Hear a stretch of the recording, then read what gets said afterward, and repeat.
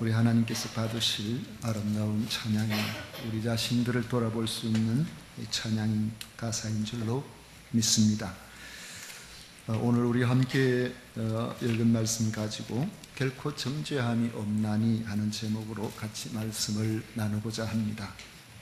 어느 분은 성경이 다 불이 타서 없어진다고 해도 로마서 8장만 있으면 구원받을 수 있을 것이다 라고 했습니다. 이 말의 뜻은 로마서 8장이 얼마나 중요하고 은혜로운 말씀인가 하는 것을 잘 표현해 줍니다. 인생은 곤고한 나그네라고 합니다. 오늘 안전하고 편안하더라도 복병처럼 숨어있는 괴로움의 그림자가 언제 몰려올지 알 수 없는 것이 우리의 인생입니다. 그때마다 이 로마서 8장을 마음에 깊이 묵상하면 우리는 새로운 힘과 용기를 얻을 수 있을 것입니다. 특히 로마서 8장 28절에 우리가 알거니와 하나님을 사랑하는 자 곧 그 뜻대로 부르심을 입은 자들에게는 모든 것이 합력하여 선을 이룬다는 말씀은 어떤 일을 만나더라도 궁극적으로 형통하게 해주시는 하나님을 굳게 의지하는 근거가 됩니다. 또 35절 이하에 보면 누가 우리를 그리스도의 사랑에서 끊으리요? 환난이나 곤고나 박해나 기근이나 적신이나 위험이나 칼이랴. 기록된 바 우리가 종일주를 위하여 죽임을 당하게 되며 도살당할 양같이 여김을 받았나이다 함과 같으니라. 그러나 이 모든 일에 우리를 사랑하시는 이로 말미암아 우리가 넉넉히 이기느니라 했습니다.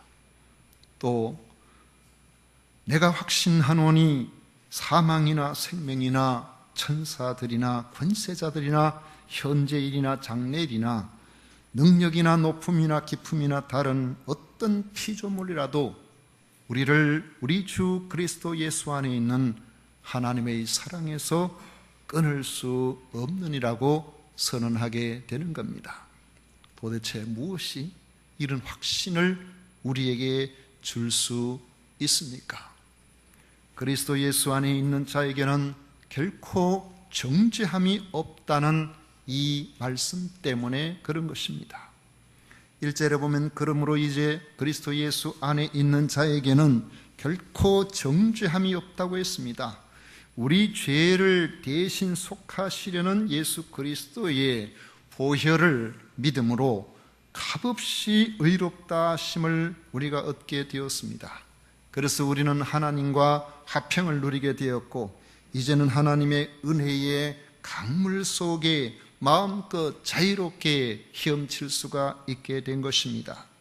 이제 그리스도 예수 안에 있는 자에게는 결코 정죄함이 없다는 이 말씀은 이제 더 이상 하나님 앞에 주눅든 고소당한 죄인으로 나아갈 이유가 없다는 것을 말씀하고 있는 것입니다. 고소를 당할 이유를 가지고 사는 사람은 언제나 불안합니다. 요즘 보니까 집집마다 또 마을마다 이장님이 또 엘리베이터 같은 데는 커다랗게 뭐 하나 붙여가지고 이런 사람 발견하거든 신고하세요. 5억을 줍니다.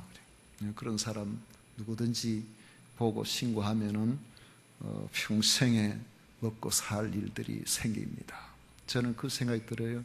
하나님, 제가 발견하면은 그 돈 가지고 뭐 할까요? 자기 호적과 주민등록증을 가지고 있으면서도 자기 차를 가지고 있으면서도 당당하게 살아갈 수가 없습니다. 자기 신분을 숨기고 변장하고 위장하며 숨어 살아갑니다. 언제 붙잡혀서 감옥에 갈지 모르기 때문이죠. 이런 사람은 항상 자기를 변호할 것을 찾고 자기를 합리화할 방법을 찾습니다. 심지어 자기를 고소할 자를 공격하려고 여러 가지 것들을 살피기도 합니다. 그러므로 이렇게 살아가는 사람은 항상 인생이 불안하고 초조하고 피곤할 수밖에 없는 것입니다. 예수님을 믿지 않고 살면 한번 들어가면은 다시는 나오지 못하는 영원한 지옥의 고통, 지옥이라는 그런 고통의 감옥에 붙잡혀 들어가게 되어 있습니다. 누구든지 언젠가 한 번은 붙잡혀 들어가게 되는 이런 인생을 살고 있는 것입니다. 예수님을 믿지 않고 사는 인생을 향하여서 당신에게 평안이 무엇입니까? 궁극적인 평안을 갖고 있습니까? 라고 물어본다면 거기에 대해서 어떤 대답도 할 수가 없을 것입니다. 어디로 갈지 모르는, 그러면서도 반드시 가야 하는 그러한 얼굴에 불안한 기색이 역력하게 되어 있습니다. 얼마나 안타까운 인생입니까? 그러나 그리스도 안에서 예수님을 믿는 하나님의 사람은 담대합니다. 왜 그렇습니까? 이제 예수 그리스도 안에 있는 사람에게는 정죄함이 없기 때문에 그런 것입니다. 우리가 정죄함을 당하지 않는 이유를 무엇으로 알 수 있습니까? 하나님의 영인 성령님 때문에 그렇습니다. 우리가 예수님을 영접하면 그 순간부터 우리의 마음속에 성령님께서 들어오십니다.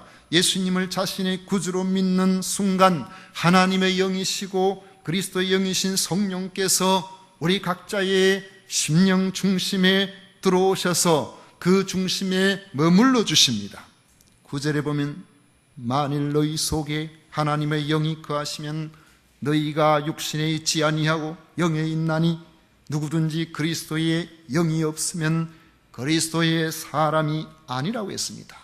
예수님을 믿는 그리스도의 사람은 성령이 그 속에 거하는 사람인 것입니다. 성령이 그 속에 거하는 성령의 사람에게는 몇 가지 특징이 있습니다. 육신에 있지 않고 성령의 지배를 받고 살아가는 사람이 됩니다.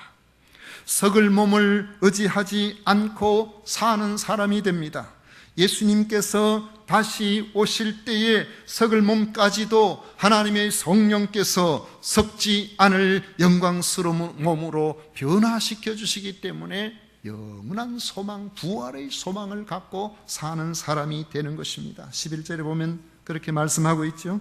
예수를 죽은 자 가운데서 살리신 이의 영이 너희 안에 거하시면 그리스도 예수를 죽은 자 가운데서 살리신 이가 너희 안에 거하시는 그의 영으로 말미암아 너희 죽을 몸도 살리시리라. 예수님이 부활하신 것처럼 우리도 동일하게 하나님의 성령에 의해서 부활하게 될 것을 말씀하고 있는 것입니다. 그렇다면 성령께서 무엇을 우리에게 해 주시기에 예수님을 모신 사람은 정죄를 당하지 않게 되겠습니까? 첫째로는 성령께서 죄와 사망의 법에서 우리를 해방시켜 주셨기 때문에 그렇습니다. 2절에 보십시오. 이는 그리스도 예수 안에 있는 생명의 성령의 법이 죄와 사망의 법에서 너를 해방하였음이라 했습니다. 죄와 사망의 법은 반드시 대가를 치르는 법입니다. 죄로 말미암아 사망 아래 있는 인생은 영원한 사망과 심판을 받게 되어 있습니다. 세상에서 범하는 죄는 안 들키면 그만일지 모르지만은 하나님 앞에서는 이 죄 문제가 하나님 앞에서 해결되지 않고서는 그의 인생에 영원한 소망을 가질 수가 없습니다. 반드시 영원한 사망과 심판을 받도록 되어 있습니다. 피해 나갈 수 있는 인생은 단 한 사람도 없습니다. 그런데 예수님께서 십자가에서 그 모진 대가를 치루어 주셨기 때문에 죄로부터 우리가 당할 영원한 소망 없는 바로 그 둘째 사망에 이르기까지 그 모든 우리의 절망적인 상황에서 근본적으로 해방되는 법을 만들어 주신 것입니다. 예수님께서 생명의 성령의 법이 되어 주신 것입니다.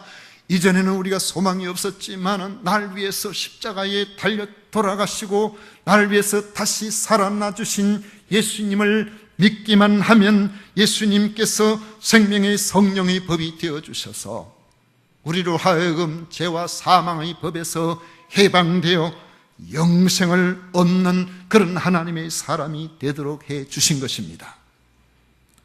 또 한 가지는 우리로 하여금 하나님의 능력, 하나님의 영이신 성령님의 능력으로 말미암아 이제는 늘 실패의 인생을 살았다면은, 하나님 앞에서 부끄러운 삶을 살았다면은, 이제는 하나님께서 우리에게 원하시는 율법의 요구를 이루어 드릴 수 있는 능력 있는 삶을 살게 해 주시는 것입니다. 율법의 요구라는 것은 하나님의 요구, 하나님께서 원하시는 거룩한 삶에 대한 요구라고 그렇게 보면 됩니다. 예수님을 영접하기 전에는 우리는 율법의 요구를 지킬 만한 능력이 없었습니다. 지킬 마음도 없었죠. 지킬 의지도 전혀 없었습니다. 혹시나 하나 지켜보자고 하면은 하나 지킬 때 두 개를 범하는 이러한 연약하고 악한 모습을 우리가 살아가면서 내가 범하고 내가 지키지 못한 것은 적당하게 덮어두고 내가 어쩌다가 하나 지킨 것 가지고 자기 자신을 자랑하고 다른 사람보다 더 잘 사는 것처럼 그렇게 행동하고 이렇게 살아가는 우리의 모습이었습니다. 그렇지만 성령께서는 우리를 죄와 사망의 권세에서 해방시켜 주시고 우리를 새 사람으로 만들어 주심으로 우리는 거룩한 삶을 살아갈 수 있는 능력도 성령님으로 말미암아 부여받게 되어진 것입니다. 제가 이 법적인 것은 잘 모르지만 죄수 감옥에 갇혔을 때에 석방을, 감옥에 갇혀 있는 죄수가 나오기 위해서는 재판관의 석방 동의서가 필요하다고 들었습니다. 석방 동의서가 나오면은 그 석방 동의서를 근거로 교도소 소장의 직권의 명령에 의해서 마침내 그가 석방될 수가 있다고 합니다. 그러면 옥문을 열어주고 그는 자유의 몸이 된다는 것이죠. 예수님께서 십자가에서 죽으시고 다시 부활하신 것은 우리를 위한 하나님의 죄와 사망의 이 절망적인 감옥 속에서 풀어주시려는 석방 동의서와 같습니다. 성령님께서는 이 석방 동의서를 근거로 해서 죄와 사망의 옥문을 열고 우리를 해방시켜 주신 것입니다. 그런데 우리 보세요. 감옥에서 나와가지고 해방되면은, 감옥에서 나오면은 얼마나 좋습니까? 그런데 많은 사람들이 감옥에서 나와가지고 내가 나가기만 하면은 내가 좀 자유롭게 살아보리라 그렇게 기대했는데 나와서 그 기대 속에서 자유롭게 살지 못하고 또 다른 죄를 범해가지고 다시 감옥에 들어가는 경우가 얼마나 많습니까? 왜 그럴까요?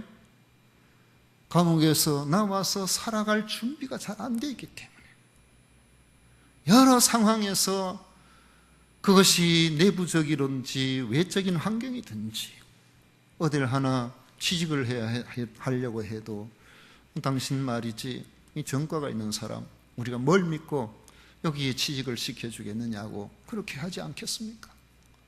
내보내줘도 살 길이 없다는 거 아니겠어요? 그런데 성령께서는 우리를 해방만 시켜주신 것이 아니고 죄와 사망에서 우리를 그냥 풀어주신 것만이 아니라 이 땅에서 하나님의 백성으로 진정한 자유인으로 살아갈 수 있도록 안내하고 보호하고 도와주는 보혜사가 되어주시는 것입니다. 믿으시기를 바랍니다. 성령님께서는요, 우리 예수님 믿고 이제부터 너 알아서 살아라 이렇게 말씀하시는 것이 아니라 이 땅에서 예수님 믿는 사람으로 살아갈 수 있도록 주님께서 말씀하셨지 않습니까? 내가 가면은 보혜사를 너에게 보내겠다고. 보혜사가 뭡니까? 우리를 곁에서 도와주시는 분. 성령님은 우리를 곁에서 도와주시는 분. 예수님의 십자가와 부활은 우리가 죄와 사망에서 벗어날 수 있는 근거가 되는 것이고, 성령님은 능력으로 우리가 그렇게 살아갈 수 있도록 실제로 힘을 주시는 분이십니다. 우리를 도와주시는 분이에요. 그러므로 성령이 내 속에 들어와 있는 사람은 생각이 달라집니다. 5절에 보시면 육신을 따르는 자는 육신의 일을, 영을 따르는 자는 영의 일을 생각하나니 했습니다. 그전에는 그냥 내 좋아하는 대로 다른 사람보다 내 잘났다는 것 드러내는 거기에만 온갖 마음을 두고 그렇게 살아갔던지, 아니면 자기 혼자 편한 것에만 마음을 두고 살아갔는지 몰라도 성령께서 내 속에 들어오게 되면은 이제는 내 삶의 모든 부분들이 어떻게 하면은 하나님이 기뻐하실 모습으로 살아볼까, 하나님이 좋아하실 모습으로 살아볼까 생각이 달라지는 거죠. 영의 일을 생각한다 했습니다.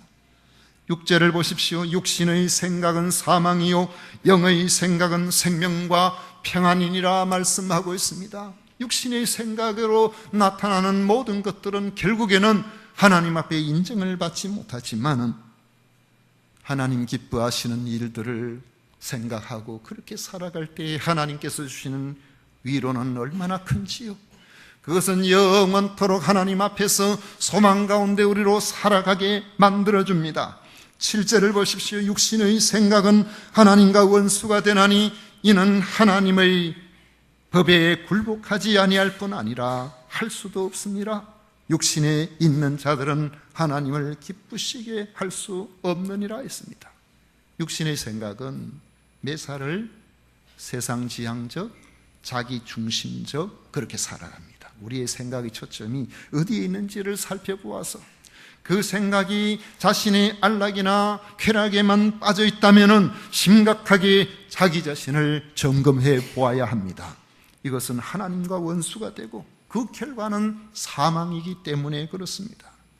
그러나 예수님 안에 있으면, 성령께 자기 자신을 맡기면 비로소 그 속에 생명과 평안을 누리게 되어 있습니다. 성령으로 말미암아 정죄함이 없을 뿐만 아니라 죄와 사망의 법에서 우리가 해방이 되었고, 해방된 사람은 더 이상 육신을 따르지 않고 영을 따라서 살게 되기 때문에 그렇습니다. 예수님을 주로 모시면은 우리의 생각과 행위에 놀라운 전환이 일어납니다. 역사가 일어나게 되어 있습니다. 예수님을 모신 사람이 하나님의 뜻과 다르게 살면은 주눅된 그리스도인이 돼요. 예수님을 믿기는 믿는데 사람들 앞에 나 예수님 믿습니다 담대하게 말할 수도 없어요. 뭔가 불편하고 뭔가 또 하나님 앞에서는 죄송스럽고 그런 모습으로 살아가게 된다는 것이죠. 하나님의 뜻과 다른 삶을 살면은 후회가 되기 때문에, 그래서 점점 하나님의 말씀에 가까이 있고 하나님의 성령 안에서 귀를 기울이게 되면은 내가 이런 일은 안 해야 되겠구나, 내가 저런 일은 해야 되겠구나 해서 하나님 기뻐하시지 않는 일은 의도적으로 이제 거리를 두려고 애를 쓰게 되는 것입니다. 어떻게 하면은 내가 하나님 기뻐하시는 삶을 살아볼까? 어떻게 하면 하나님이 원하시는 그런 뜻에 내 생각을 맞추어 볼까? 직장을 하나 구해도, 직업을 하나 구해도, 내가 하는 일들을 하나 해도, 사람을 만나도 늘 그 관심이 여기에서 출발을 하는 것입니다. 예수 그리스도께서 기뻐하실 일에 초점을 맞추게 되기 때문에 하나님이 기뻐하실 만한 일은 의도적으로 하려고 자꾸 하게 되고, 하나님이 기뻐하시지 않은 일은 자꾸 멀리 하려고 하고, 그렇게 바뀌어지는 것이죠. 우리의 삶이 바뀌어지는 거죠. 지난 20일 금요일이죠. 제가 몸이 좀 불편해서 진주의 자유시장 그 부근에 그 왜 시청 옆에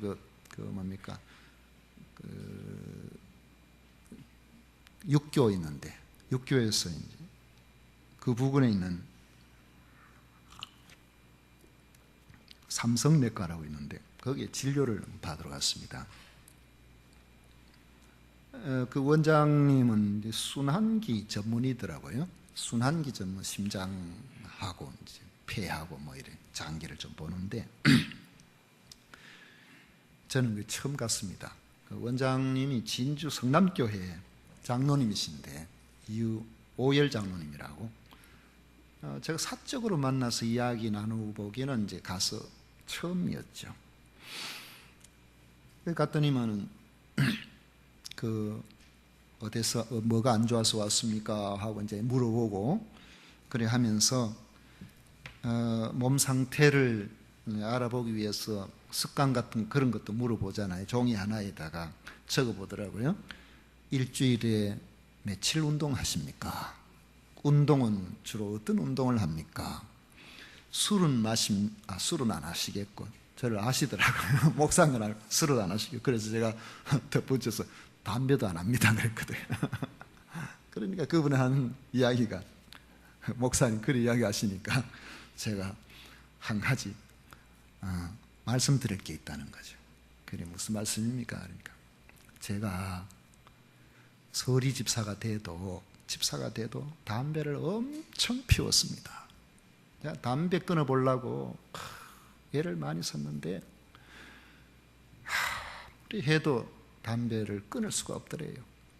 금방 멀리 해놔놓고도 또 금방 또 가서 또 피우게 되고 그건 참 담배를 끊어보려고 기도도 많이 해봤대요. 하나님 담배 끊게 해주세요. 그래 했는데도 그래도 잘 안 되고 그렇게 했었는데, 한 번은 이제 꿈을 꾸니까 교회 앞에 이제 교회에 들어가려고 하는데 교회 앞에 그 교회의 목사님이 최근에 일은 아니니까 꿈 꾼 지가 좀 된 이야기입니다.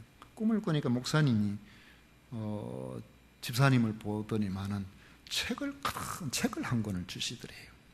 꿈에 보니까 책을 주는데 책이 막 두께가 이렇게 두꺼운 책, 너무너무 두꺼운 그런 큰 책을 한 권 주시는데 그 책을 주기는 저도 이제 워낙 큰 책이니까 그냥 받을 수가 없어가지고 손수레 하나 준비해가지고 손수레에다가 책을 담아가지고 그래 이제 집에 가려고 차에 실어가지고 집에 가려고 하다 생각해 보니까 내가 교회에 왔는데 예배는 드리고 가야 되지 않겠나, 그런 이제 생각이 들었던가 봅니다. 그 책을 내려가지고 첫 장을 딱 넘기니까 그 두꺼운 책의 첫 장에 첫 페이지에 영어 단어가 하나 적혀 있더라는 거죠. 그 영어 단어가 하나 적혀 있는데 그때는 그 단어 뜻이 무엇인지를 모르겠더래요. 그래가지고 이게 무슨 뜻이지? 내가 처음 보는 것 같은데 아마 이렇게 생각을 하고 꿈이 깨졌는데, 꿈을 깨고 이제 그날 그 다음날 그날이겠죠. 출근을 해서 진료실에 이제 앉아서 가만히 있는데 자꾸 단어가 생각이 나다는 거죠. 그 단어가 이게 내가 잘못 뜻을 모르겠는데 이게 뭐지? 그래서 사전을 이렇게 찾아보니까 그게 뭐 영 모를 뜻도 아닌데 아폴라지, 용서, 사죄, 바로 그 단어라는 거죠. 그 단어를 보는 순간에 하나님께서 나의 죄를 용서하셨구나, 이걸 느꼈다는 거죠. 그런데 하나님께서 내 죄를 용서해 주셨다는데 그 두꺼운 책의 첫 페이지에 용서라는 단어, 사죄라는 단어가 딱 박혀 있는데 그 책을 생각해 보니까 내 죄가 하나님 앞에서 이렇게 많은가, 이렇게 두꺼운 책 안에 조목조목 내 죄들이 들어있는 이렇게 많은 죄를 하나님께서는 그냥 용서해 주셨다. 하나님 내 죄를 용서해 주셨구나. 그런데 그 기쁨이 밀려온과 함께, 그런데 하나님께서는 내가 예수님을 믿음으로 나의 모든 죄를 이렇게 용서해 주셨는데 내가 아직까지 하나님 앞에서 완전히 그냥 해결하지 못한 죄들이 있는 것 같아서 내가 그 죄가 무엇인지 종이를 끄집어내서 10가지만 한번 적어보자. 첫 번째, 아직까지 해결하지 못한 죄, 아직까지 끊어버리지 못한 죄, 하나씩 하나씩 적어 나가는데 갑자기 생각이, 아 참, 내가 담배를 아직 못 끊었지. 그래가지고 담배를 못 끊은 것을 적었답니다. 그래 적어놓고는 자기가 가지고 있는 담배를 내려놓고 쓰레기통에 집어넣고 다른 것도 있는 것도 다 집어넣고, 그러고는 이제부터는 내가 담배를 피우지 않아야 되겠는데 하나님의 성령께서 내가 담배 피우지 않도록 해달라고 아마 기도를 한 것 같아요. 그런데 하루가 지났는데 담배를 안 피워도 되더랍니다. 이틀이 지났는데 담배를 안 피워도 되더래요. 일주일 동안 담배를 안 피웠대요. 아, 신기하다. 하루만 안 피워도 막 정신이 막 나가서 담배를 막 찾아다니는, 늘 그렇게 해왔는데 일주일이 지나고 난 다음에 내가 정말로 담배를 끊었는 것인지 내가 알아봐야 됐다 그러면서 담배 한 갑을 사와가지고 불을 붙여서 입에다 딱 대니까 담배 냄새가 그렇게 맡기가 싫더랍니다. 그 이후로부터 지금까지 목사님, 저는 담배를 한 대도 안 피웠습니다. 내가 피우려고 그렇게 애를 쓸 때는 내가 이거 끊어보려고 그렇게 애를 쓸 때는 안 끊어지더니만은 하나님이 끊게 하시니까 이거 금방 끊어져 버렸습니다. 이거 내가 끊은 것이 아니고 하나님께서 끊게 해주셨어요. 그렇게 이야기를 하시더라고요. 여러분, 하나님이 기뻐하시는 삶을 살아보려는 그러한 삶의 태도가 바로 거룩한 삶을 살아가는 하나님 앞에서의 생활 방식인 것입니다.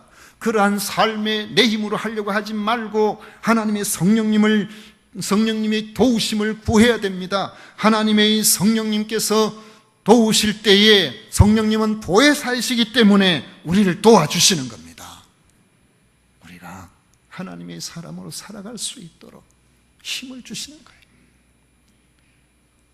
안 받을 뻔하죠. 그전에는 담배 피우고 교회 갈 때는 너 옆에 사람한테 냄새 날까 싶어서 옷 때문에 신경 쓰고 페브리즈 뿌리고 또 뭐 양치하고 또 한 대 하다가 또 누가 볼까 싶어가지고 막 이러고 그렇게 했을 텐데, 그러면서도 또 하나님 앞에 뭔가 좀 찔리는 구석이 있고 이렇게 했을 텐데, 그걸 끊고 나니까 자유가 왔어요. 회방이 왔어요. 생명과 평안이라 그랬어요. 어디 담배뿐이겠습니까? 우리 삶에 하나님 기뻐하시지 않는 일들을 하면서 여전히 예수 믿어 다 그렇지 심지어는 그런 이야기 하더라고요. 목사도 그러던데, 장로도 그러던데, 하나님 그러시지 말라 하면 안 해야 되지. 우리 주변에 다 그렇게 한다고 해도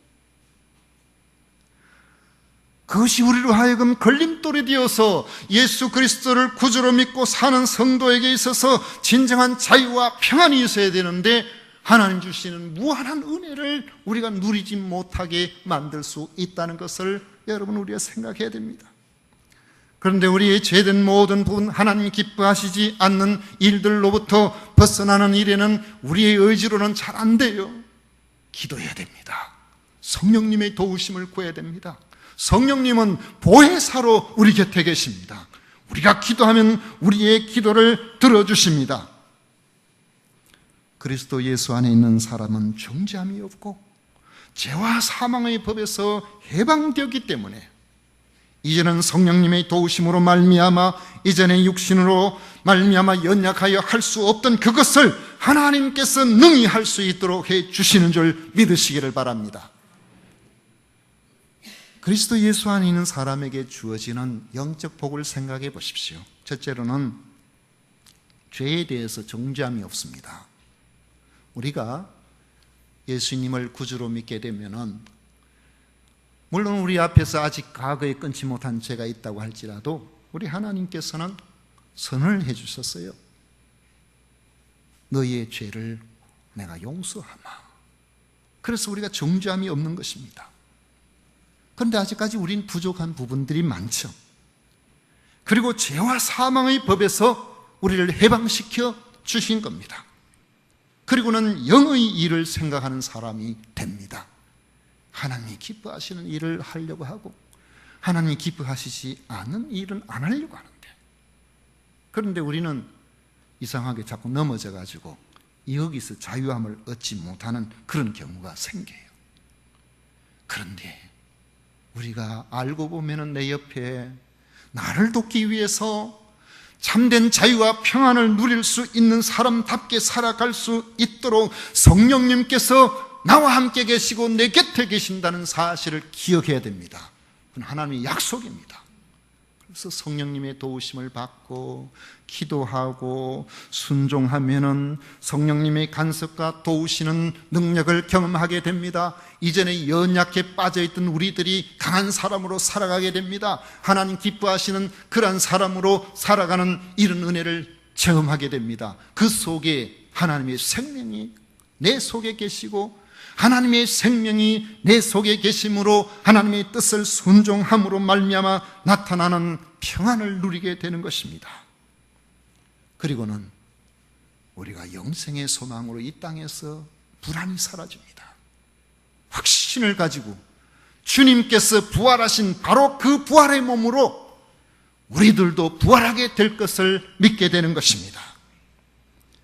말씀을 맺습니다. 여러분이 그리스도 안에 계신다면 결코 정죄함이 없다는 사실을 믿으시기 축원합니다. 결코 정죄함이 없음이 믿어지신다면 이제는 우리가 승리의 삶을 살아가야 됩니다. 보혜사 성령님께 자신의 생각을 맡기고 순종하십시오. 성령님의 도우심을 구하십시오. 그렇게 하면 성령께서 여러분들을 도우실 것입니다. 힘 있는 그리스도인으로 살아가게 될 것입니다. 여러분의 삶이 하나님의 기뻐하심이 된다면 하나님께서 여러분의 삶을 생명과 평안으로 책임져 주실 것입니다.